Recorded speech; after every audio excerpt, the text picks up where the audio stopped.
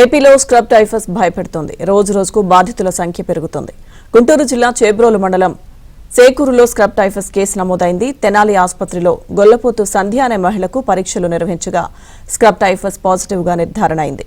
దీంతో వైద్యాధికారులు ఆమెకు ప్రత్యేక వార్డు ఏర్పాటు చేసి వైద్య చికిత్స అందిస్తున్నారు.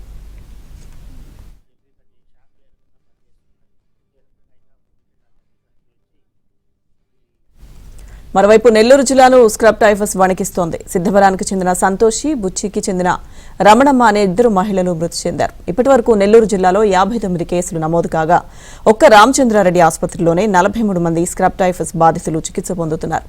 ఇక స్క్రబ్ టైఫస్ తీవ్రతను గమనించి ప్రభుత్వ ఆసుపత్రులు, పీహెచ్సీల్లో మందులు అందుబాటులో ఉంచామని వైద్యాధికారులు చెబుతున్నారు. ఇటీవల కాలంలో అందరూ స్క్రబ్ టైఫస్ అని నెల్లూరు జిల్లాలో కలకలం రేపుతున్నది. అన్ని మలేరియా, డెంగ్యూ జ్వరాల్లాగానే ఈ స్క్రబ్ టైఫస్ ఫీవర్ కూడా ఇది కామన్గానే వస్తున్నది. ఇప్పటిదాకా మన నెల్లూరు జిల్లాలో జనవరి నుంచి ఇప్పటిదాకా 60 కేసులు నమోదైనాయి. ఒక్క కేసు మాత్రమే డెత్ అయింది. అది కూడా మల్టీ ఆర్గాన్ డిసీజ్ ఫెయిల్యూర్ ఉన్నందువలన ఒక పాప చనిపోవడం జరిగింది రాపూర్ ఏరియాలో ఆ కేసు. ఇది మన ప్రతి పిహెచ్సిలో కూడా మనకి దీని గురించి మందులన్నీ అందుబాటులో ఉన్నాయి. డాక్సిసైక్లిన్, యాంటీబయాటిక్స్, అజిత్రోమైసిన్ అని ఈ మందులు వేసుకుంటే ఫీవర్ అని ఎవరు చెప్పున్నా కూడా 5 రోజుల కన్నా తగ్గకపోతే కూడా వాళ్ళు ఈ మందులు వాడినందువలన ట్రీట్మెంట్ క్యూర్ అవుతున్నది. ఎవరు భయాందోళన చెందవలసిన అవసరం లేదు. ఇది బుష్ టైఫస్ అనమాట. ఇది బుషుల్లో ఎక్కువగా పెరుగుతూ ఉన్నది.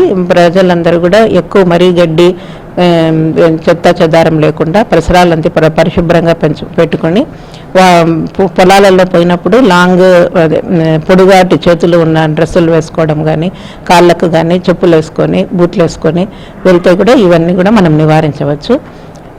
ఇది ప్రజలు ఎవరు దీని మీద భయాందోళన చెందాల్సిన అవసరం లేదు. ప్రతి ప్రాథమిక ఆరోగ్య కేంద్రంలో ఉన్న స్టాఫ్ అందరికి కూడా మనం అవేర్నెస్ ప్రజల్లో కల్పించమని చెప్పాము. ఆరోగ్య కేంద్రాల్లో కూడా, మన గవర్నమెంట్ హాస్పిటల్లో కూడా దీనికి మందులన్నీ అందుబాటులో ఉన్నాయి. ఎవరు భయపడాల్సిన అవసరం లేదు. స్క్రబ్ టైఫస్ కేసుల పెరుగుదలకు సంబంధించిన పూర్తి సమాచారం మా ప్రతినిధి సాంబశివరావు అందిస్తారు.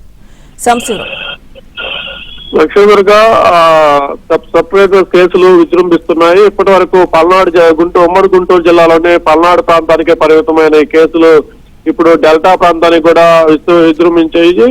ఇప్పటికే పల్నాడు జిల్లాలోని సత్తెనపల్లి నియోజకవర్గంలో సెపరేట్ వ్యాధి వారి లక్షణాలతో 3 మృతి చెందగా మరి కొంతమంది పలు ఆసుపత్రుల్లో చికిత్స పొందుతున్నారు. ఇప్పుడు తాజాగా చేబ్రోలు మండలం పొదూరు నియోజకవర్గంలోని చేబ్రోలు మండలం చేకూరు చెందిన మరొక మహిళకు ఈ స్క్రబ్ టైఫస్ లక్షణాలు వెలుగు చూశాయి. గత 10 రోజుల నుంచి జ్వరంతో బాధపడుతుండగా వడ్లమూడిలోని ఒక ప్రైవేట్ ఆసుపత్రికి వెళ్ళగా అక్కడ పరీక్షలు చేసి స్క్రబ్ టైఫస్ లక్షణాలు ఉన్నాయని చెప్పి ప్రభుత్వ ఆసుపత్రికి రిఫర్ చేశారు. ఆమెను ప్రస్తుతం గుంటూరు GGH కి తరలించి చికిత్స అయితే అందిస్తున్నారు. ఇప్పటి వరకు రాష్ట్ర వ్యాప్తంగా ఈ కేసులు అన్ని జిల్లాల్లో నమోదవుతుండగా రాష్ట్ర వ్యాప్తంగా ఇప్పటివరకు 9 మంది ఈ లక్షణాలతో మృతి చెందగా వారిలో కేవలం ఒక పల్నాడు జిల్లా సత్తెనపల్లి నియోజకవర్గం నుంచే 3 మృతి చెందిన నేపథ్యంలో అధికార యంత్రాంగం, ప్రభుత్వ యంత్రాంగం పూర్తి స్థాయిలో అప్రమత్తమైంది. ఒకవైపు వైద్య ఆరోగ్య శాఖ రాష్ట్ర స్థాయిలో దీనిపై కూడా పూర్తి స్థాయిలో దృష్టి పెట్టి వైపు మంత్రి, మరోవైపు ప్రిన్సిపల్ సెక్రటరీ, కమిషనర్ స్థాయిలో కూడా రోజు సమీక్షలు చేస్తున్నప్పుడు కూడా కింది స్థాయి సిబ్బంది